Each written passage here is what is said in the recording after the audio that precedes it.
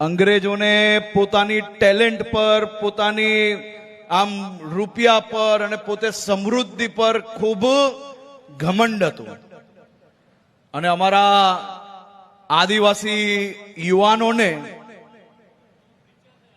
તીર કામઠાથી અને ગોરીલા યુદ્ધથી આ અંગ્રેજોનો ઘમંડ ચકનાચૂર કરવાનું કાર્ય કોઈ કર્યું હોય તો એ આપણા આદિવાસી ભાઈઓએ કરેલું.